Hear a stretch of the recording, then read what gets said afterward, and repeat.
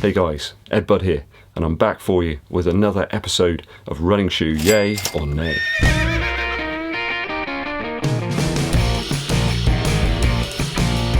If it's your first time here on the channel, please hit that subscribe button and click the bell for notifications if running shoes is your bag. Yeah, something like that anyway. Let's get straight into it today guys, and no messing around. So first shoe up today is the Pegasus 38. Some images have leaked for the Pegasus 38 showing some fairly considerable changes. As usual with a Nike Pegasus update, they tend to keep the midsole and outsole the same, but make some quite huge changes sometimes to the upper. We saw that in the 35 to the 36, and again we see it in the 37 to the 38. That's absolutely the thing that needed to happen this time, because yeah, midsole and outsole were okay, but I really didn't like the upper on the 37. Just a really crummy lockdown. It did not work for me at all, so goodbye upper.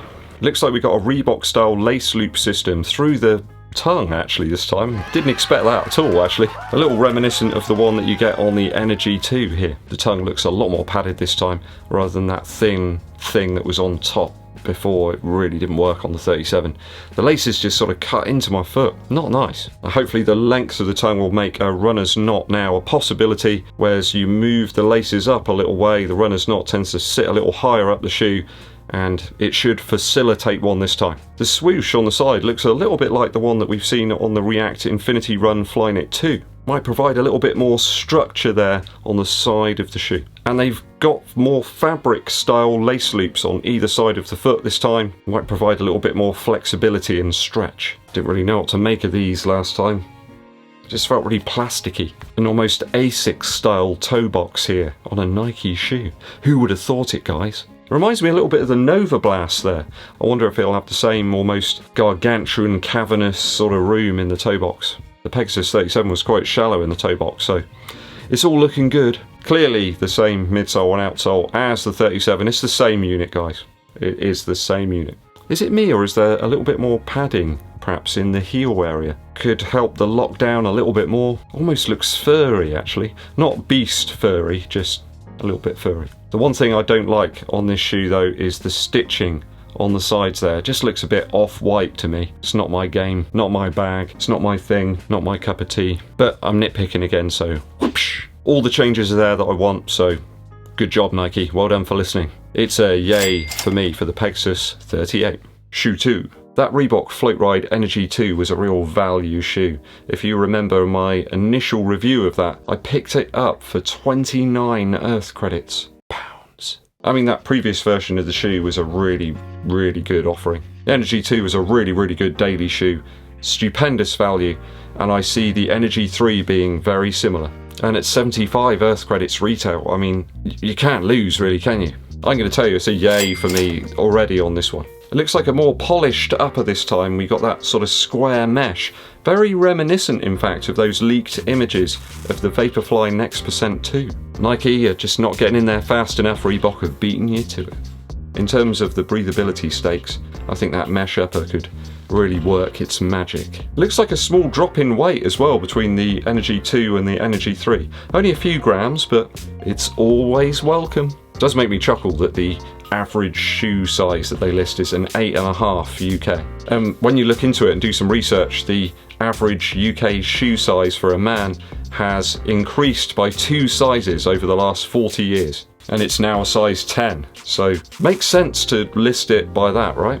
I get so many messages from people that really love the Energy 2, so it's definitely a yay for me for the Reebok Floatride Energy 3. I'll give them a whirl for 75 Earth credits, or however much I can get off with a discount code. You know what Reebok are like, there's always a discount code. Those crystal ball viewing legends over at Protos of the Gram on Instagram have listed some really exciting images that I want to talk about. Hi guys, by the way, I really love your Instagram feed, fantastic stuff. Please keep them coming. Shoe 3 today is this striking image of the Boston 10. It does look like a massive midsole departure from the Boston 9. Oh, it's relatively meagre in terms of midsole material here in the Boston 9. Adidas are throwing that to the side, and there's loads of Light Strike Pro here. I'd suggest probably comparable in height to the current Adidas Adios Pro. There's some overlays in the toe box there and some upper material that certainly looks similar to the Adidas Takumi Sen 7. There's those weird stamped on midsole indicators as well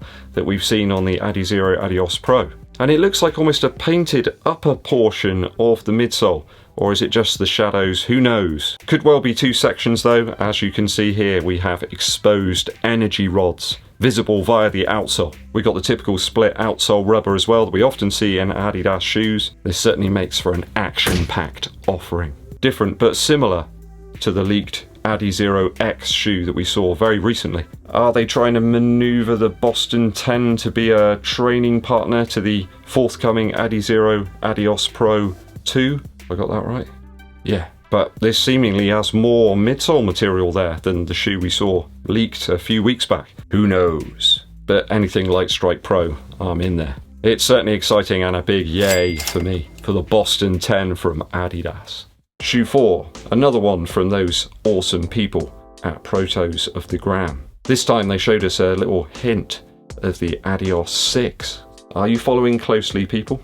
This shoe is minus the energy rods this time, though it does seem to have that LEP torsion plate that we've seen recently within the Ultra Boost 21. Slightly less stack in the midsole than that Boston 10, but very similar outsole patterns in both of these shoes. Looks like the lower stack Light Strike Pro shoe that everybody's waiting for, perhaps for some faster paced tempo work or some shorter races. Again, the upper does bear similarity to that Boston 10 and the Takumi Sen 7, with an almost see-through section in the midfoot. In almost all these shoes there does seem to be some reinforcement in the heel collar area, which is where I saw some wear actually in the SL20 and the Boston 9 quite recently. As I say, no energy rods here, but not sure we'll need them. It's going to be a big yay for the Adidas Adios 6.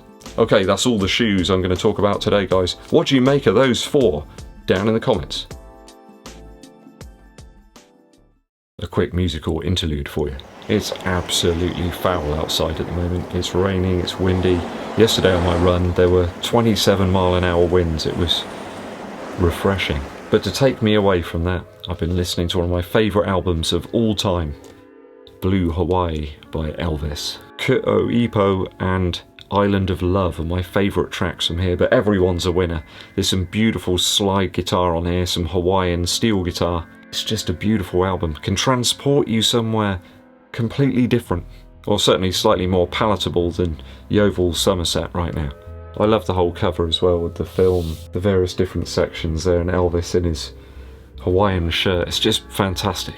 This is a nice thick vinyl copy as well, a reissue that I picked up, but I did get a original copy, I think it's mono as well, for my dad back a few years ago. I think that's one of his favourites. So do go and listen to this one, transport yourself away from that grim grey weather out there to the land of blue Hawaii. Okay, thanks for tuning in and sticking with me to the very end, guys. If you haven't done so already, please hit that subscribe button and click the bell below for notifications of when I launch those new videos. And it really does help the channel out a huge amount if you give this video a thumbs up like and share it with your running buddies. My name's EDDBUD and I'll be seeing you